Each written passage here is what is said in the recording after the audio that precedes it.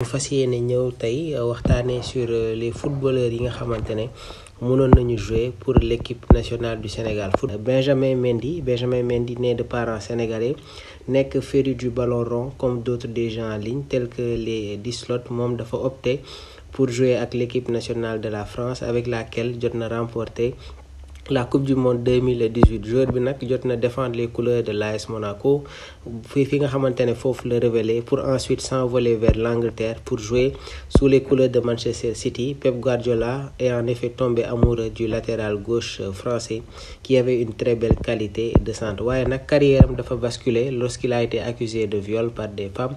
Il a récemment été innocenté de toutes ces accusations et a repris le football ci club bi di Lorient. Donc moom itamit mu nekkoon joueur boo xamante ne mënoon na ñëw jouer au service de la nation sénégalaise. Bakary Sagna moom mi ngi juddu le 14 février 1983 à Sens. Bakary Sagna nekk un ancien footballeur professionnel à la retraite.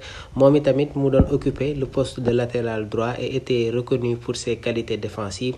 En 2004 que le joueur d'origine sénégalaise commence sa carrière à Auxerre, club bi nga xamante ne jot na fa remporter d'ailleurs la Coupe de France en 2005.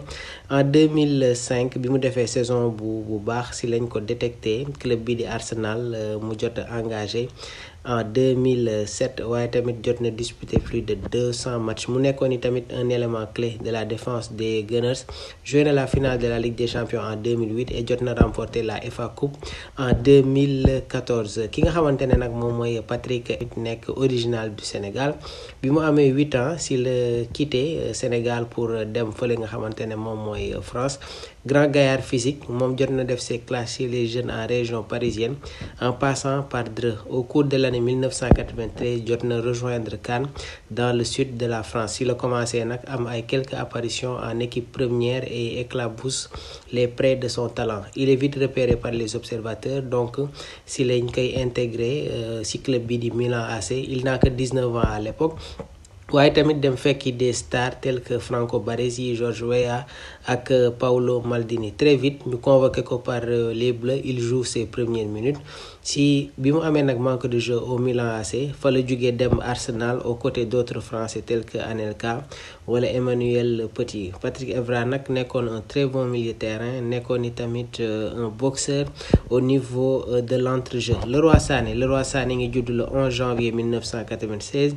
moom itamit nekk originaire d'Essens en Allemagne. Leroy Sané a des liens avec le Sénégal, notamment du côté de son père Souleymane Sané qui est un originaire. Son père jot en disant que la fédération sénégalaise n'avait pas fait l'effort de recruter son fils et que ce dernier aurait bien pu jouer pour l'équipe nationale du Sénégal. Mais loolu musuta am. En lieu et place, le prodige a donc choisi de représenter les couleurs de l'Allemagne. Il a d'abord été révélé aux yeux du monde dans le club de Schalke 4 avec lequel il a marqué quelques buts et délivré beaucoup de passes décisives. Mu dem Manchester City sous les ordres de Pep Guardiola. Son explosivité et ses dribbles sur le côté gauche en ont fait pâlir plus d'un. Jamono ji nag il est retourné en Allemagne. Mi ngi football ci équipe bi di Bayern Munich. Donc mu nekk tamit un très bon joueur, excentré, très technique waaye am aussi un caractère bi nga xamante ne naam ñu bëri rafetlu wuñ ko, d'où son altercation avec Sadio Mané. Donc